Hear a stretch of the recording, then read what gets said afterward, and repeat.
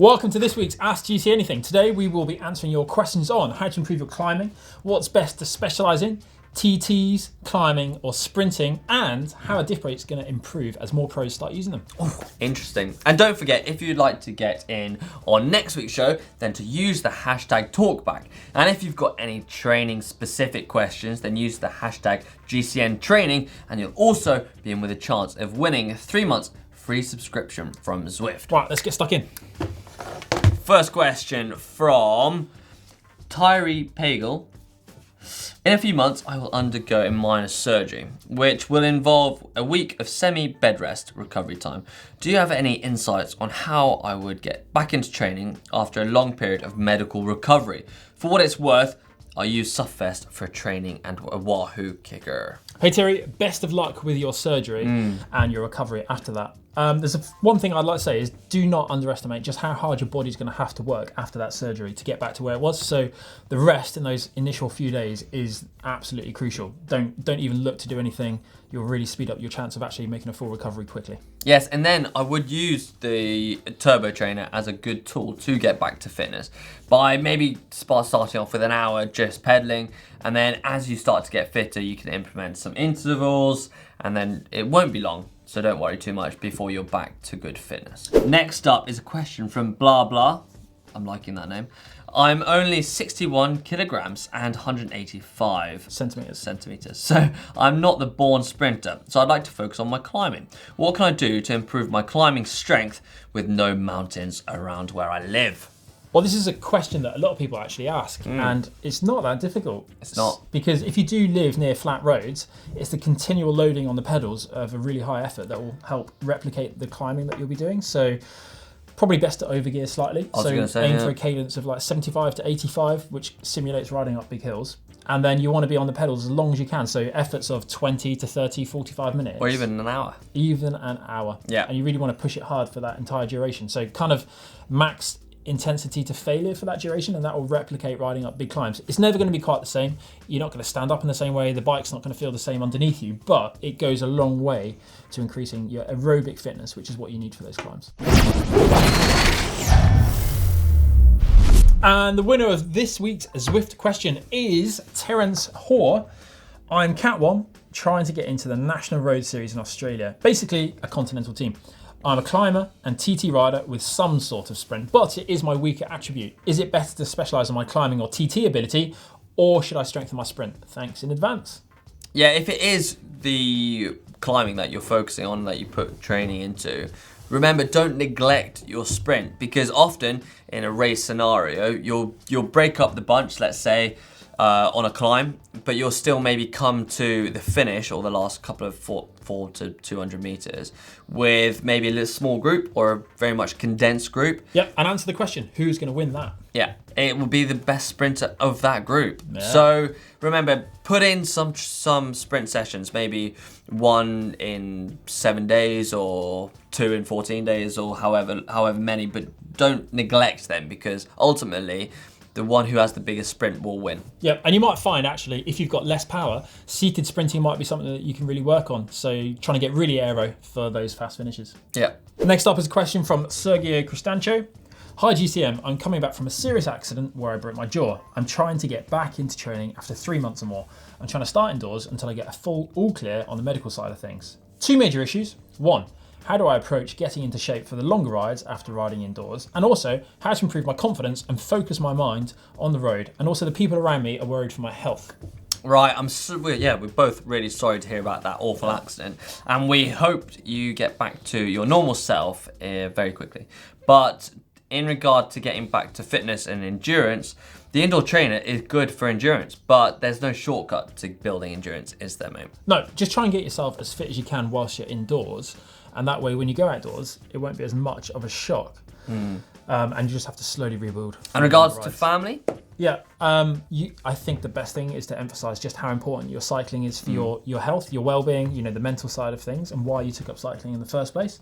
But also put them at ease and let them know that you're not taking any risks and you're building up slowly, not trying to rush back into getting where you were before. Yeah. Just bit by bit, I think, is the answer. Or a good thing is to stick to like bike paths if they are around you. So then you're not worried about traffic and all that kind of thing. So stick to bike paths until you're even more confident to go out on the open roads. Yeah, the road to recovery can be quite a long one. It's not unusual for you to not feel quite right again for maybe even as much as a year. But if you persevere with it, every single ride will build your confidence, build your fitness, and you'll get back to where you were. Yeah, so keep at it and really good luck with your recovery. Question from Dijon Jones. Hey guys, I'm a former professional downhill speed skater. Well, that's pretty cool, isn't it? Getting ready for the bike season here in the States and soon to be, hopefully, on the States under-23 development team. I'm not working at the moment because I'm focused on training and securing a national championship. With the help of GCN training kit and Zwift, I feel I'll accomplish my whole year on the bike. Well, Hank's chosen this question because he's going to buy a pair of skates and wants you to pick him up at the airport because he's on the way over. Yes, 100%. I can't wait.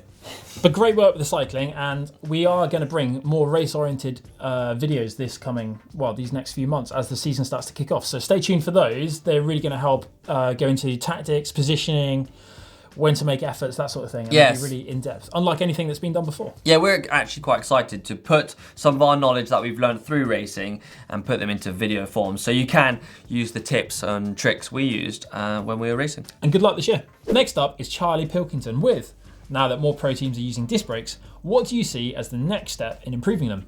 Easier to maintain, swap wheels, etc. Oh, that's such an interesting question. And I'm going to go straight in with lighter. I reckon they're going to start making disc brakes that are a lot lighter. And also industry standards. So the standard that goes across the board. So everyone's using the same design and same attributes like rotor, thickness, etc., etc. I think you're right about that because then you can, if you're in a race, you need a SRAM rear wheel. Doesn't matter if you end up with a Campag one, for example. Exactly, yeah. Genius, cool. But we've also done a video on what we think the 2019 trends will be, and it's actually me sitting on an armchair. So check out that one. That's playing on behind us. Over on the tech channel, you might have noticed that we've got a countdown to the death of the rim brake. Yes, the point where all new bikes come out with discs. And this was actually predicted by an industry insider. Could 2019 be the year that we see every major manufacturer release new bikes featuring discs? I mean, I think yes. Now time for the quick fire round. Yes, first question is from Hiram Marino. Any tips on keeping helmets fresh? Mine has developed a smell and I've tried everything from vinegar to Febreze and the smell just won't go away. Whatever you do, don't put vinegar on it. No, please don't put vinegar on it. I actually tend to wash mine in the shower along with everything else. JM Shamaria. I know there are lots of variables, but I'm looking to get my first proper road bike and I've narrowed it down to 3 options. Entry-level carbon with Tiagra or Veloce, higher-end aluminium with 105, or a custom-made steel frame with components from a donor bike, mostly early 2000 Campy record. Any thoughts? Right, Chris, this is definitely one for you, mate. Yeah, well, I would actually go with the carbon one if you were looking to upgrade it long-term, because then you start off with a really good frame that's going to be like a contemporary frame that'll last well. But if you don't ever plan to do any upgrades, I'd go for the aluminium one.